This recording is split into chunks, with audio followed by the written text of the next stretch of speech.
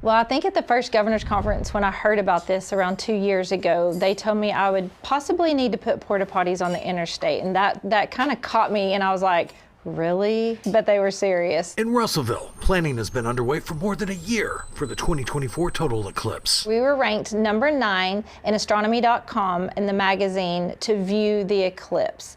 And if you take the top 4 are in Mexico, that really bumps us up on that list. Christy Graham is executive director of tourism in Russellville. She says the eclipse is the biggest event they've ever prepared for. I think for the state of Arkansas as well. We're known for our fishing tournaments here in town, and we can have 500 boats in town for a fishing tournament, but nothing quite this large. A few days ago, there were still a few rooms available, but the cheapest one we found was at the Motel 6 for $500 a night. I'm not necessarily into eclipse, but I sure am into tourism. I receive a tax off the people that stay in hotels, so I'm equally as excited, for those revenues. Leading up to the eclipse, there will be festivals and events across the area. It might be empty now, but on the day of the eclipse, the Russellville Soccer Complex will be packed with thousands of people, including more than 100 couples who are getting married. Over 20 different states are represented, and they're New York, Florida, California, Montana, all over the U.S. We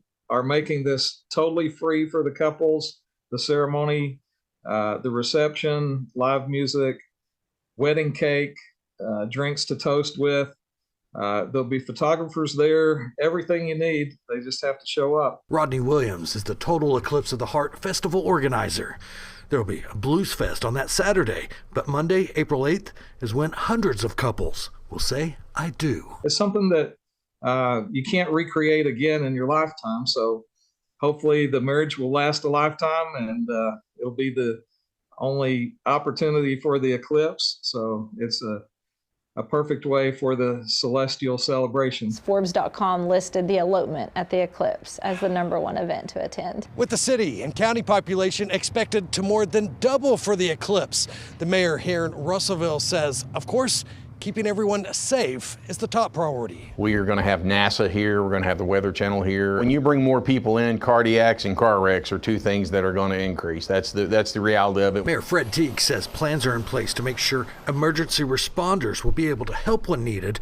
The fire station downtown is also where NASA will be set up on the roof. It's going to be a lot like a concert or a ball game. They're going to trickle in, but then when the lights turn back on, that's when everybody's going to want to leave. It is the time to shine. In Russellville, we take that seriously, and we do want to show well. So we started out, we just started getting ready, and then NASA picked up on that, and then we were going to have 5 people from NASA, and now we're up to 15 people with NASA, and it just keeps growing and growing. In Russellville, Brett Rains, 4029 News.